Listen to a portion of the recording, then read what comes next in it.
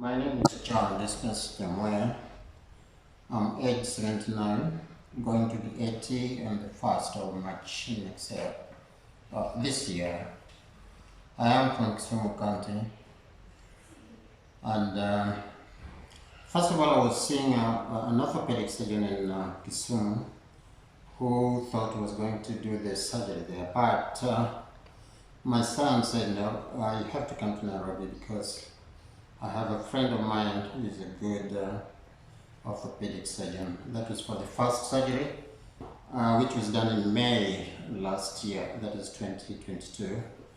So I came, I did all the medicals, blood samples, X-ray, ECG, echocardiogram, which were all within normal limits.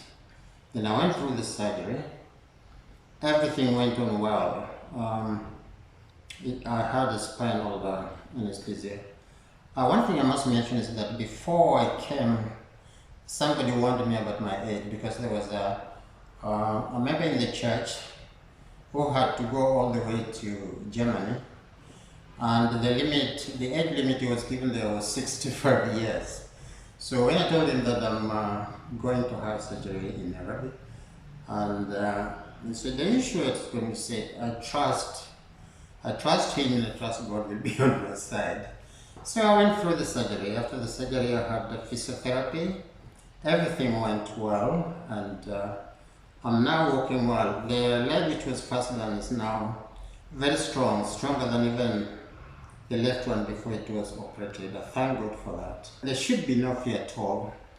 We thank God that we have professionals who know what they're doing, and the result speaks for itself because I am a living experience. So I would encourage any older man not to go suffering with this pain, discomfort, because it gives me now good quality of life. I can go back to my normal work. I'm a clinical officer. With this pain I could not do the rounds in the wards. Right now I'm able to do that, and I can also do my other things.